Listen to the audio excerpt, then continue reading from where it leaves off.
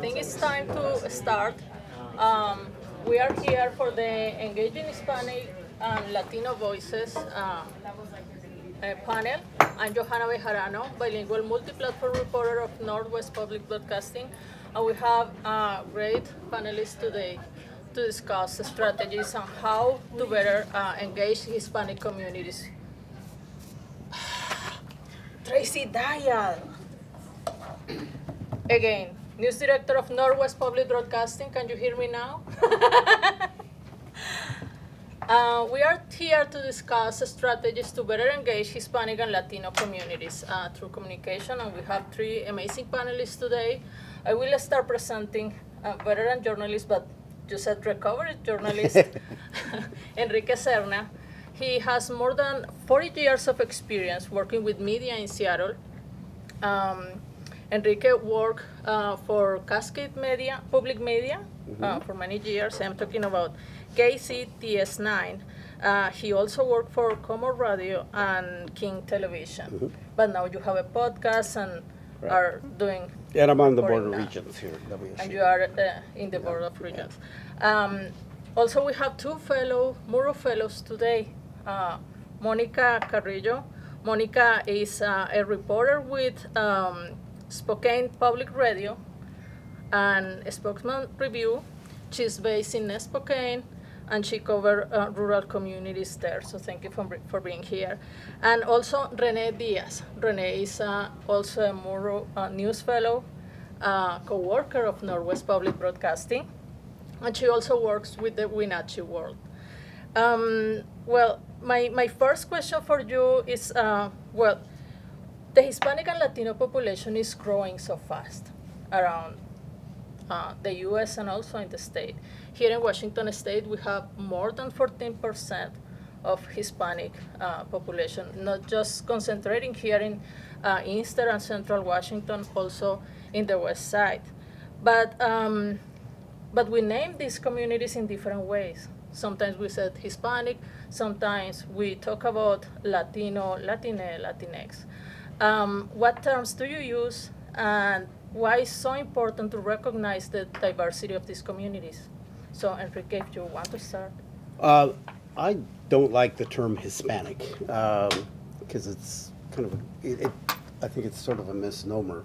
For one thing, it's kind of complicated because if you have from Spain, that's more of a Hispanic country, which is actually even European. But if you come from other states like Central America and Mexico and all of that, it's different. I mean, it's not. And those people from those countries, I think they don't like being called Hispanic, and even to some extent, they don't like being called Latino here in the States. They would rather be called by where they're from. I'm Mexican.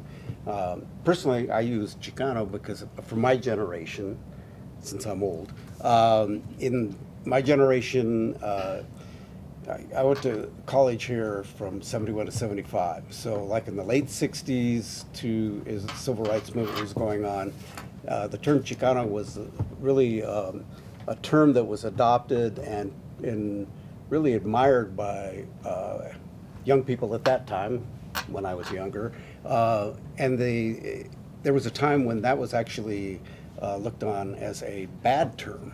Because I have an older sister that used to say to me, "Yeah, if you called me Chicano, that was kind of fighting words." But then by the time I got to be her age, then we took it and said that's something we're proud of, and it was really had to do with the kind of the civil rights effort. So I still use that term because I'm an American of Mexican descent. I'm second generation. My parents came here in 1946. So, and the term Latino is something I'm more comfortable with because I think it's a little more all-inclusive.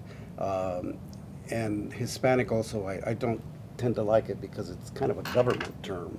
And the other thing I have a problem with is that on the U.S. Census, we aren't even a race in the U.S. Census, which doesn't make a lot of sense, So I always just put other, or I put, and actually most of us are indigenous, that we come from indigenous backgrounds. So we're a little confused, I guess. I don't know. So anyway, there's those issues that I just don't. I think we're all struggling as far as our identity is concerned. I think that some of what's going on right now makes it even more difficult because we're facing a situation where there's this whitewashing that's going on in the country. And I also think that we've become targets. If you're a brown person in this country, we're becoming a target. So that's a sad commentary of the situation that we're facing right now. So it's a little frustrating, but it also affects what we're going to talk about and how we cover things. So go ahead. Monica. After all that. No, it's okay. It's really funny because this is something that I was talking to with the other fellows on, what do you use, Hispanic or Latino, or even Latine or Latinx? And I mean, you make a really good point. I mean, some of us don't like being called Hispanic or Latino. Usually, Or Latin. Or Latin, Yeah, because an older generation, in my generation, no. That doesn't work. Yeah, right, yeah. So, I mean, I usually say I'm Latina, but if I'm talking to another, Latina person, I'll say I'm Mexican. And, that usually, because when they ask, where are you from? It's not, are you Latina or not? It's, what part of, are you Mexican? Are you Venezuelan? Are you from Nicaragua? So it is very complicated, but, that's always an ongoing conversation. Renee. Yeah, to speak on that, I think it's really important to, the person that you're talking to, like, what do you prefer? Because Latinos and, this population we're talking about is so different and so diverse. Like, I think we all come in different shapes and sizes and colors, and you may look at someone, you may not know that they're part of this community. And at least for me, I'm very proud of being Latina, and so that's how I use it. But also when I'm talking to sources, I will want to use gender inclusive naming, that. I really try to get to know people and ask, because it's so different with every single person. Like we said, we all have different views. From somebody's really comfortable with using Latino or not, or Latinx. There's so much discourse within our own community. And I'm Salvadorian as well. So a lot of people may look at me and she's like, oh, she's Mexican. And I'm like, well, that's not who I am. And so that's something I think is really important when you're talking to this community specifically, because we just range in so many ways. The one thing that I tend to ask people, I would say that if you're living in Central Washington or Eastern Washington, you're likely to be of Mexican descent, larger numbers. But then again, you're also going to find people from El Salvador and other Central American countries. So it is important to say, okay, where's your family from? And maybe to understand that. Because I think at WSU, I think it's about a third of our students here are of color. And when I was going to school here in the 70s, it was nowhere near that. And particularly with the Latino population or the Mexican students that started coming to school here, now I think we're about 15% of the kids going to school here at WSU. So when I was going here, no, we probably were maybe, 2 or 3%. I'm not even sure if we were that much. But if you look at the population of the state, it's really changed, and it really started to change in the 90s with migration and things like that. And if you go back, in the 40s, we were part of the Bracero program. My parents came in 1946 from Mexico. They weren't part of the Bracero program, but my father is part of a group of mainly Mexican that came from Wyoming and then settled into the Yakima Valley. So we've got a lot of roots here in a lot of different ways, and so there's a lot for us to report on, Well, connecting with that question, we were talking about different nationalities, we are talking about immigration issues right now and how it's influencing the way we approach our communities. How do you think that those intersections in identity or of identity like influence the way we approach the people, or what strategies we should take into account to connect with these communities, these diverse communities around us? Well, I think that the one thing they all have in common right now is that they're scared. Yeah. As soon as Trump was elected, we've gone through this real upheaval here, because in the election we had a lot of Latino men, young men, that voted for Trump, and they sort of became part of the bros that also supported him. And I actually, this podcast that I do, I covered a lot of that, where I focused on this shift and why that was happening. And social media had a lot to do with it, and what Trump did was basically play to that audience. And we also have an issue, I think, of an educational issue there too.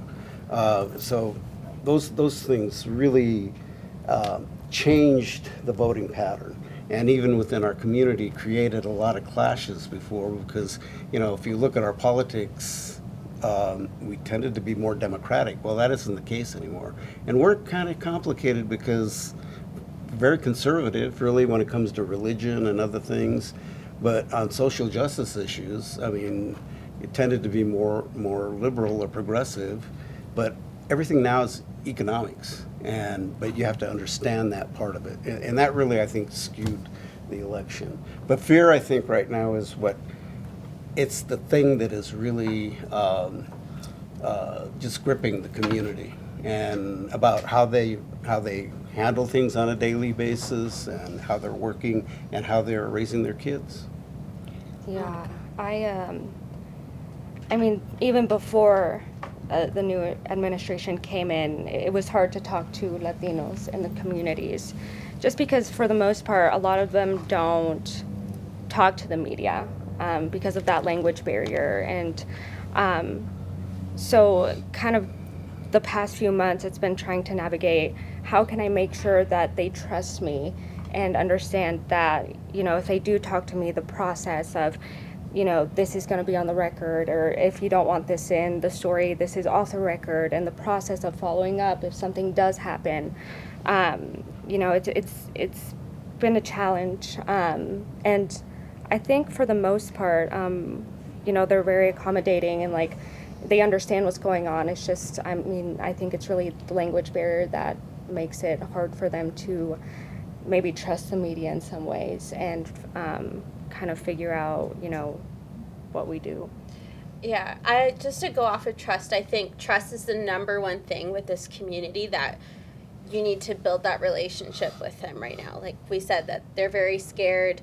They're having conversations like on Facebook, and maybe they're not going to the news. They're, keeping to themselves and their families. And I think it's really important to be there for the community in its highest and its lows. And I think about when I started this job, I tried calling people and saying, hey, like, could we have a phone call? Can we? And they, that community wasn't really responsive to that. But they started, reaching back out to me after I went to these, like, community events, just saying, hey, like, my name's Renee, I'm with the newspaper, I'm with NWPB. Like, I just want to understand this community, because I'm not a part of the Wenatchee community initially when I was there, and I'm looking at it from another point of view. If like someone was interviewing my mom, and some random person would come up to her, like, what would make my mom feel comfortable sharing her experiences that she might be afraid of? And I think, especially within our community, it's like showing up and checking in and saying, hey, like, can you talk to me about this? Can it be off the record? Like, this is, I think that's something that I found to be really receptive, and over time I've developed these, like, relationships where I have that trust, where if there's something happening in the community that is really impactful, I can call someone saying, hey, like, did this happen here? Like, can you tell me a little bit more? Versus, they may not talk to someone else because that established relationship isn't there. So trust is like the number one thing, I would say. Yeah, I would agree. I mean, a lot of the stories that I've been able to report on the past couple of months is because of that, going to the community events and keeping in touch, not just for a story, but just to talk to them and see how they're doing. And eventually they reach out to you and, this is what's going on, you should come report it, and it could lead you to something else. Yeah, that personal connection. I mean, I just do podcast and usually just do it out of my home. But on these types of issues, and particularly if it's kind of a personal type of interview or conversation you want to have, I always go to them first, and say, hey, can you meet, want to talk? You can see who I am, and I might look a little like you, and that kind of helps. And you have to remember that many people come from countries where, governments haven't always been on the up and up, and media is something that in some countries they're afraid of because they tend to be government dominated. Although I think in some places there are independents and things like that. Journalists get killed if they, in Mexico that's happened a lot by the cartels and other things. So there's a lot of, there's a fear about that. But again, it's making that, and I think that's actually kind of basic reporting lots of times, is that, I think most Americans being contacted by a reporter might, they might handle it differently. But if you, in our community, having an actual personal relationship and talking to somebody, meeting them, is very, very important, because that's how you build trust. So, yeah. I want to follow up on that ideas, and in the sense of building trust is not something that happens like this. It's like you need to go to the community many times, and sometimes we are navigating or working in media that require you to work fast because different things are happening. So what are your strategies to handle that, or how would you navigate that in your newsrooms? I think it's really important to have conversations with your editors, and saying, having certain guidelines. Like, for NWPB, we had like an immigration kind of guideline, and saying like, how are we going to approach this community? What are some, like, if we have something off the record or we're not going to disclose somebody's name, like, why is that? And just kind of having that clarity is super important, because like, I also work at a newspaper, and it's really fast going, and I get a lot more pushback there. I'm saying, hey, we need to talk to more people, or like, the community is not ready to talk about this right now. And it's a really hard conversation, but I think it's worth having so you can get something that will be helpful to that community or will be informational. Because if you don't do that, it'll just, the community won't trust you or go to you. And yeah, you need that information. No, I completely agree. When I first started this fellowship, there was, they saw me as a Latina, I could speak Spanish, I was the only one in the newsroom that could do that, and so they're like, go talk to these farm workers. And I said, what are the guidelines? Can some of them be anonymous if they're scared of their documentation, or whatever it is? They're like, well, we don't really do that. So it was kind of like, well, what guidelines do you have? And there were none, really. So it's kind of really trying to figure out, okay, we had to sit down and put some boundaries on who can be on the record, and anonymous sourcing. And it's obviously changed a lot more now with this administration and having more flexibility. But even, back then, before this new administration, it was kind of like, how can we compromise and make something work that way? When I do go talk to these communities, they are trusting in me and feeling like, okay, you're also working with me if I do want to be anonymous, or there's not that requirement of having to go on the record. So it's kind of interesting because this type of conversation, when I first started in the business, I had these conversations. That's what I wanted to ask, because because I was the only brown guy in the newsroom, and so I think what's important is to have people from different backgrounds in your newsrooms. So let's face it, if you're Spanish speaking in this country as a reporter, it doesn't hurt you at all. You know, if you know 2 languages, that's better than 1. And this is, you know, again, you build this relationship with the community and they know who you are. I want to bring up a fellow that I tend to work with and known for a long time in the Puget Sound region. His name is Jaime Mendez. And Jaime started out first as a radio guy on one of the Spanish-speaking stations in Seattle. And he's from Colombia. And so he and Como decided, I think it was 2007, because I got approached about the job, but my Spanish isn't that great. But I recommended him to, they were looking for an anchor, a Spanish-speaking anchor. And the reason I recommended him was because I knew he had journalism background, but also he was really popular in the community because people knew him from the radio. And so, and he had great hair, so that was going to make him an anchor guy, you know, right away. Anyway, he became, they did it was really the only Spanish-speaking newscast in the Puget Sound region, well, for that matter, throughout the state, out of Seattle. It was part of Univision. It ended actually when Sinclair, which is kind of a conservative-leaning operation, decided that they wanted to drop the channel. And that happened about a year, well, has it been a year and a half or so ago? So anyway, but Jaime was very important to the community because he was a face and people trusted him, and, you know, our community had something where they could watch, someone that they could get information from for their community specifically. So now he and his wife decided, okay, well, this isn't, you know, they had their jobs, or he lost his job there.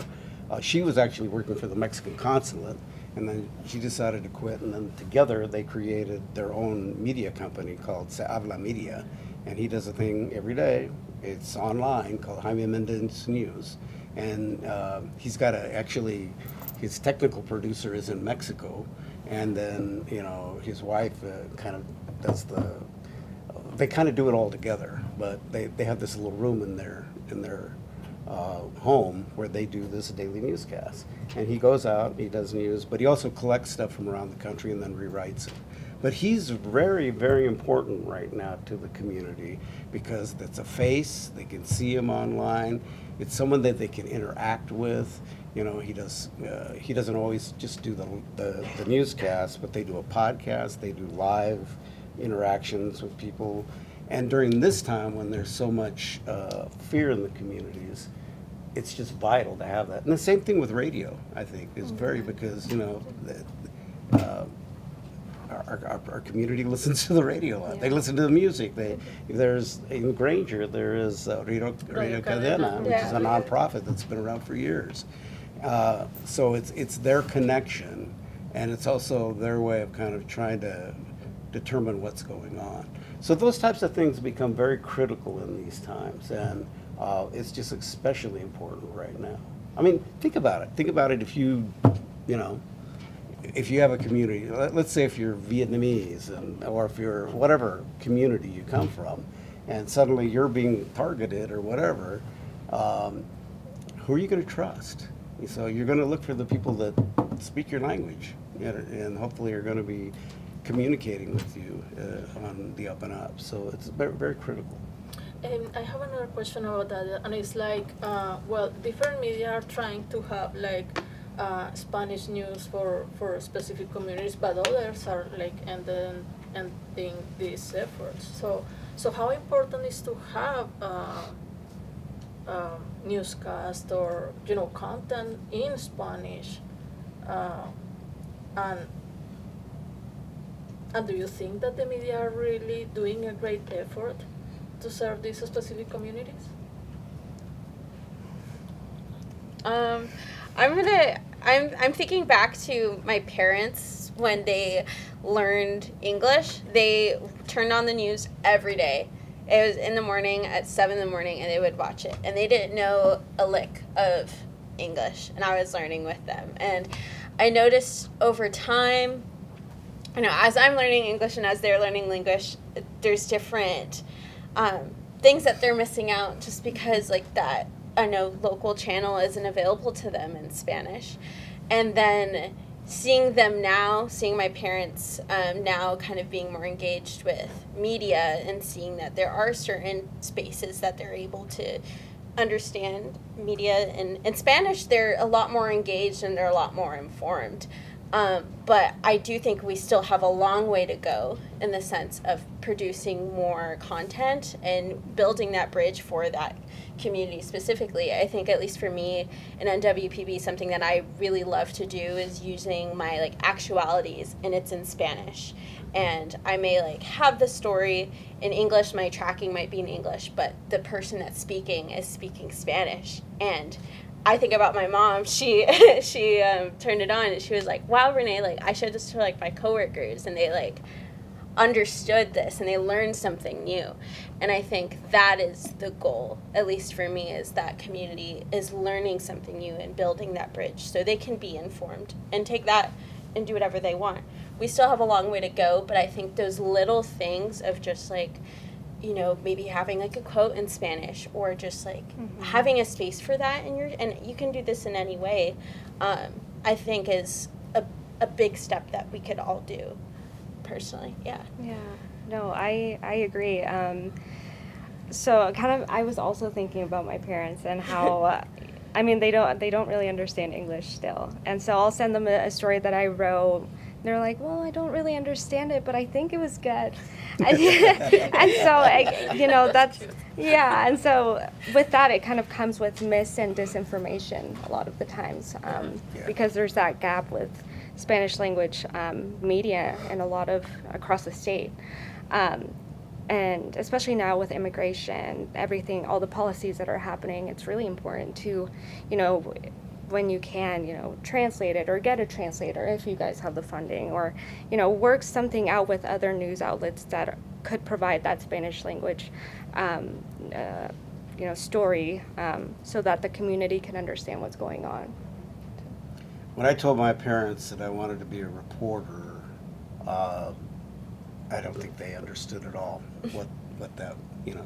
My dad can associate with Walter Cronkite and things like that way back when, but they didn't really understand what it took to do it or whatever.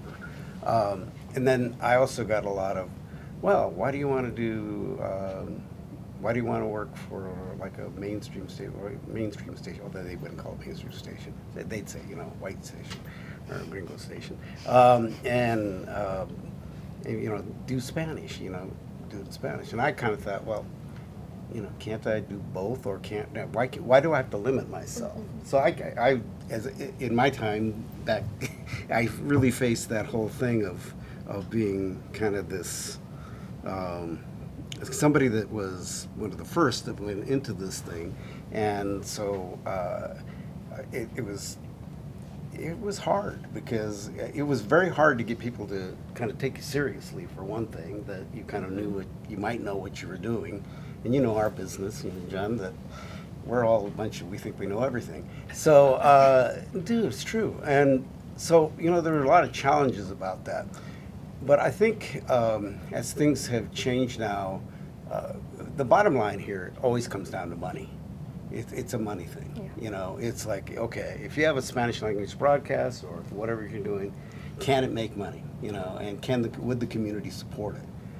When I look at what happened to Jaime Mendez in Seattle, I think that really, I'm not so sure it was money. I really think it may be political and ideological, because Sinclair is known as a real conservative thing, and the election season was coming up, and I think that played a role into it. You know, I really do.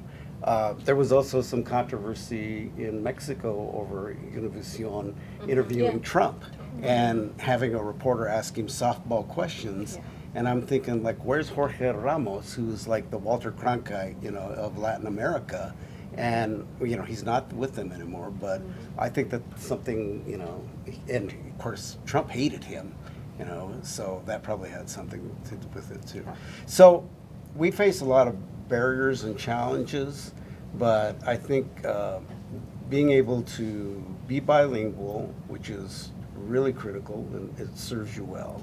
but also hopefully educating the people in your newsroom, about the cultural differences and how you would go about covering things, and getting them to realize that, hey, these are good stories. These are good stories to cover, and it's not just like a token type thing, and they got to get that out of their mind, because our country is very diverse. With all the attacks and stuff like going on right now, still, we're still on track to be within 10 years the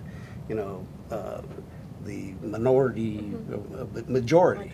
So and we're already seeing that in these communities, like especially like Yakima, Wenatchee, like school district is majority kids like are Latino. And when I grew up in the Yakima Valley, we were not the majority then, and now in every school it's like 90% our kids are, the parents are from Mexico or El Salvador or whatever. So it's a whole different ball game. So I think that, again, it comes down to money, but it also comes down to, okay, can you cover your community well? And is this an asset to do it? And it is. It is a real asset to do it. And I think that goes to understanding your audience, too. Yes.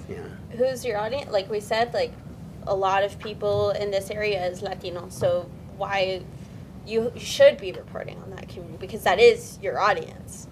Point blank, I think. We should be talking about how to cover those communities, like how you approach as a reporter the communities. But what other strategies do you think that the media you are working or other media should be implemented to engage better with these communities? What other things they should be thinking about right now? I think that I always look at, okay, the storytelling and what's a good story. And if you find good stories in those communities, and that's really on the reporters too, to go and dig.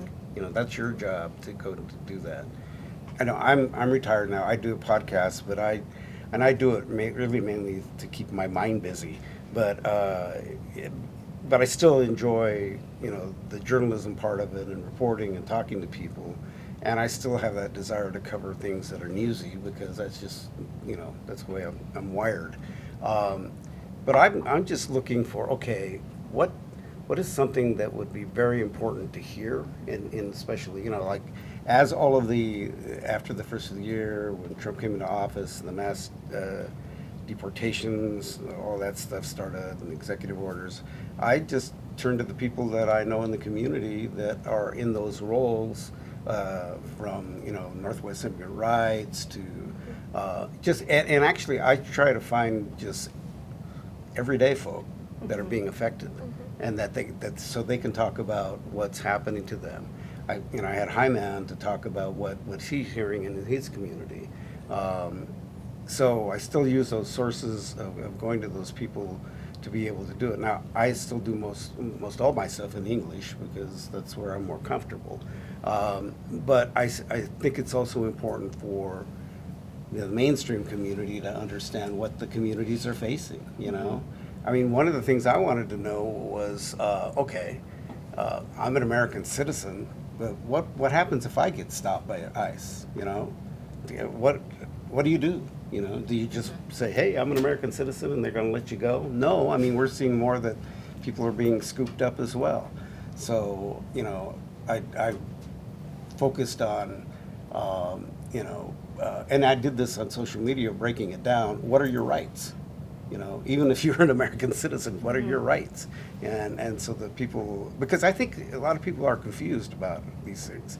Can you imagine that? If we are having confusion about it, just think of in the different communities. So I think that's very important to get that information across and to educate people about what we might be facing.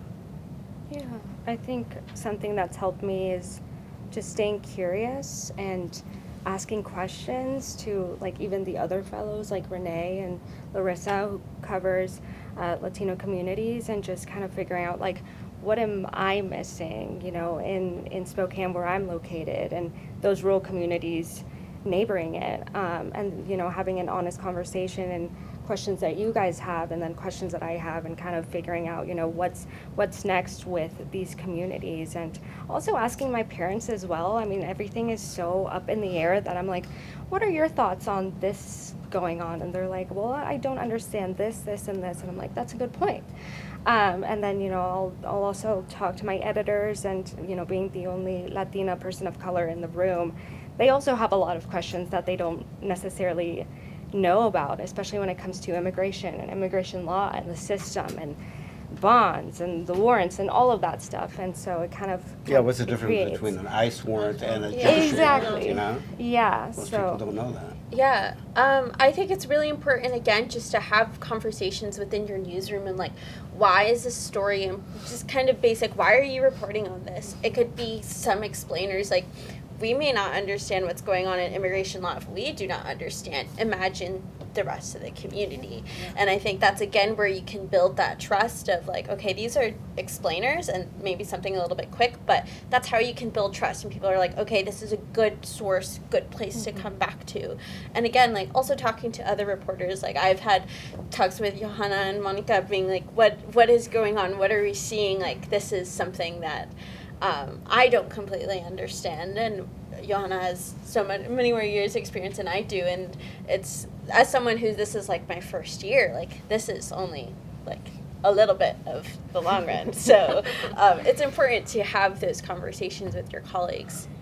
I mean, I see some of these where ICE detains people or goes to arrest people, and some of their actions and how they handle it, it's brutal. I mean, I saw one out of Spokane where they don't identify themselves, which they're supposed to do, and you're supposed to be able to ask them what the deal is. And they were breaking a window to this car and trying to pull people out. Well, okay, aren't you supposed to, number one, identify yourself? Aren't you supposed to tell them what the deal is? You know, we have a warrant for your arrest for this criminal action or whatever. They're not doing any of that. Is that really legal? Can they really do all that stuff? So I think, you know, that's our role, to kind of break that stuff down and to try to help people understand, if you get pulled over like this, you know, this could happen this way. And that's something I think anyone can do, really. Like, Yes. anyone can do an explainer. Anyone can kind of, you know, build some more clarity on these issues. And again, building trust, being a source that people can come to, I think is a way to start. Well, we have some minutes more, so I will stop. And I will allow you to ask some questions if some of you have. Hi. I kind of want to know how you guys have been taking care of yourself mentally when you're reporting on sensitive and tough topics, especially with the climate. And Drugs. I would say meditation. I have anti-anxiety medication. It's Oh, legal. good. Yeah. Yeah, that's good. That's a good one. Actually, I haven't had to take it for a long time, but there are days when I look at it or, you know, think about it. I actually, to be honest with you, sometimes I just shut everything off because it drives me crazy. I wake up every morning, probably like everybody else, and go to look at the phone. I say, what kind of shit is happening today? You know, no, really. And it totally pisses me off. You know, it just really pisses me off. And I have to control that and not let that get to me. But I don't want to stroke out on all this stuff, you know. But I think, that's a very good point, though. I think that people, you know, you guys are young, so, you know, you can bounce back quickly. And I'm not working full time, but it bothers me. It bothers me to see what's happening here. And I'm like a lot of people, just baffled that we're here. We're at this point, and that, you know, it just makes me angry. And I have to really control that to not let it overwhelm me. So I just, a lot of times, just shut everything off and just play music or go for a long walk or exercise and doing something like that. I have a sister that's 5 years older than me, and every time she sees me, she calls me and she right away starts with all that. And I have to tell her, stop, just stop, you know, because I can't deal with this right now, because it's just too much. So, yeah, That's not a good thing. No, I mean, I try to do self-care almost every day, at least an hour. And I'll watch a movie, or I'll watch a show, I'll paint my nails, I'll just talk to my sister and rant to her.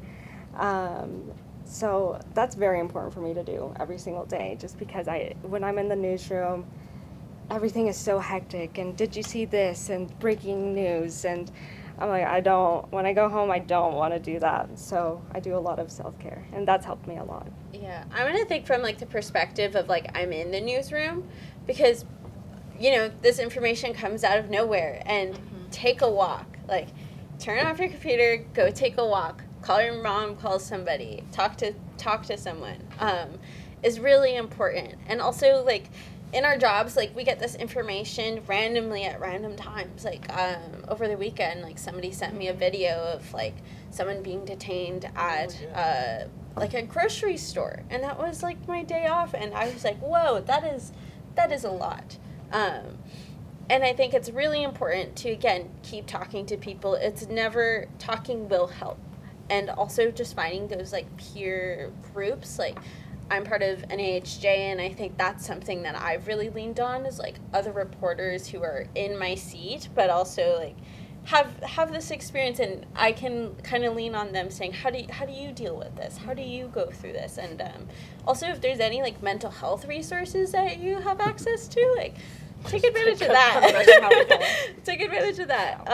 And I think that's I'll give you a been couple of helping me, too. myclonazepam if you like. So, yeah. But yeah, just make sure, like, if it's too much for you in that moment, you can revisit it. It is okay to go on a walk and shut it off for a bit, and then say you're ready to come back. Because if you don't take care of yourself, then no one else is going to be doing that work. And we need people like you to be doing that work. So take care of yourself. I have a fellow that's been working on my condo, doing remodeling for me, and his name is Ernesto Marin, and although he goes by Ernie the Handyman, and so the white people don't get all freaked out. But anyway, he listens to Spanish language radio, you know, and so he'll be working, and he comes out and he says, Mr. Enrique, and then he tells me whatever, you know, we need to talk about. But I actually, just about every day that I see him before he goes home, and he's almost done working at my place, but we've become good friends and things like that. And I say, hey, you got your papers with you? Make sure you got your stuff with you, you know, because I'm worried that, you know, something could happen. He goes, oh no, I carry my papers. But I always ask him that, because I feel kind of protective of him now, you know. And but I hate that. I hate that I have to ask that stuff. I hate that's going on, you know. Yeah. I mean, he has a question too. Yeah. So, I mean, you guys brought up especially with politics going on, and how the voter turnout with Latino men, you know, was particularly high for this past election cycle, and what that, you know, obviously the misinformation that they're being fed is very clearly causing a lot of fear, which is why, you know, they seek certain outlets for that. But then when that misinformation turns around and bites them, how are you expecting to be able to combat that misinformation to such a large audience and population, especially one that is seen as so much lower in society, in the U.S. society, if that makes sense? Like, how are you supposed to combat that on such a large scale? Yeah. Well, I think with that particular group, something to keep in mind is that this community is worried about the economy. They're worried, they're coming home and seeing that their paychecks are not what they used to be. Not, I don't know, what it was maybe 5 years ago. And some sources, wherever it may be, say it's because of this election or it's because of X, Y, Z. And I also think it's very important at the same time to not pigeonhole, like, maybe that, like, demographic to that, you know, they're all leaning one way or the other. And I guess in that case, it's a really difficult, I mean, we're all kind of trying to face that. How do we battle misinformation, and how do we do that? And I think an important thing is again, like, building trust, and maybe, okay, what about the economy are they concerned about? Is there something that we can provide, like this statistic that, oh, it was better 5 years ago, it's not, what is that reason? The Latino population, they have the same concerns as everyone else, and I think that's what a lot of media, they may not understand, is that, okay, they're focused on these other XYZ. No, they're worried about everything else, just like everyone else. So it's a difficult thing to combat, but that's what we're trying to do with the general population right now. If anyone. There's studies that show that the Latino community is very worried about climate change. I mean, if you're a farm worker and you're out working, man, and you've got the change in the heat and the winds and the fires and all of that, that's your livelihood. That's a very deep thing that you're going to be concerned about, and how that's going to affect you.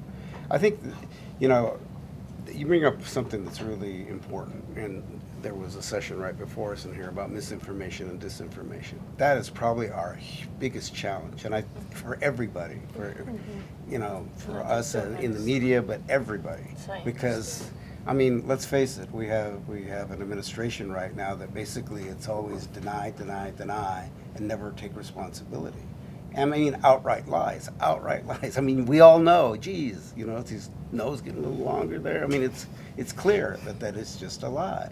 And yet, let's face it, people buy into that. I think it goes back to that thing, well, if you tell them a lie long enough, they're going to believe it.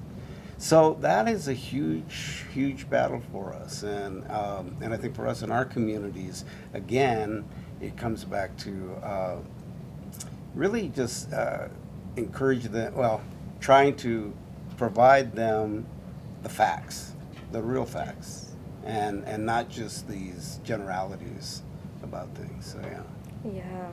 I will add something there. It's like context too. Yeah, it's context. Yeah, that's right. Providing background about, okay, let's say if you're talking about, okay, one thing we hear from Trump a lot is just that, we're trying to fix this because our nation's been all torn apart, or the economy, whatever economic thing he's bringing up.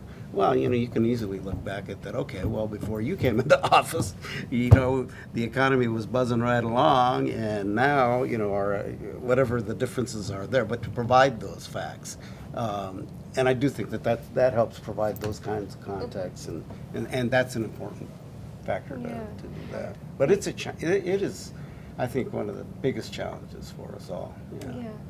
When I saw those polls of the large Latino vote in men, it's like, I'm never dating a Latino man again. But it was just very, right? Yeah. For me, it's mainly like understanding where it's coming from. Like, where are you getting your news? And I have family members that voted for the current president, and kind of understanding, like, okay, so where did you get your news? What was, what was the appeal?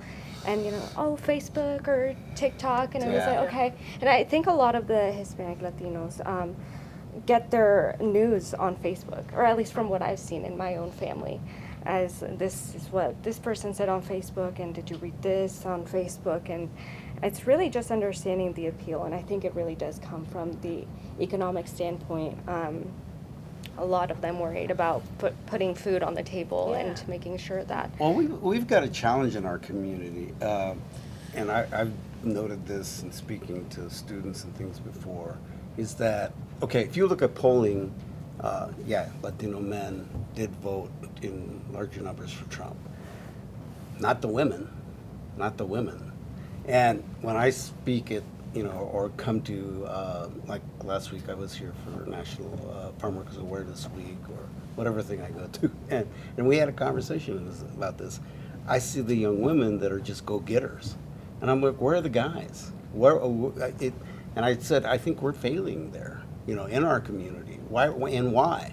And I think we have, because because their moms are cuddling them. So, Yeah. and you know, Latino moms, they're like that. And there's so, like you know, and there's also hey, there's look, that it's cultural- true. You It's lived true. there's that like cultural layer to it, like when we talk about like machismo, like Yeah, machismo, yes. like Yes. it with our fathers just like not wanting to talk about emotions or Yeah, feelings or that, yeah. And that's cultural. That goes way back and way down. No therapy. So like how do you kind of That's break no that? therapy. Yeah. How do you break that? Again, recognizing like this community is just like any other community. Yeah. And they need these certain resources, and you can provide that bridge, and that's where we can build more understanding. Yeah, you know, it may be a laughing point, but it really is not a laughing deal about the moms coddling, because I go back to my guy, Ernesto, and he tells me, he says, yeah, I got a 20-year-old son, he's just having trouble figuring out what he wants to do, and I try to get him to come out with me and hoping maybe he would look at, going into the trades, and he says, well, yeah, every time I bring that up, my wife comes running over to him, leave him alone, So I think we do, it's a kind of a sociology thing there, but I think we do have issues there about that. But that's on us as dads too, to do something about that. Okay, we could keep talking about engaging the Latino community. Yeah, right. Moms, come on, get your shit together. Yeah. But thank you so much for being with us here, and continue enjoying the other panels and all the information during the symposium. And thank you so much to you. Okay, everybody say, wait a minute, we all got to do this. We're going to say go Cougs, we're going to say vamos Cougs. Here we go. Go Cougs, vamos Vamos Cougs. Cougs. All right.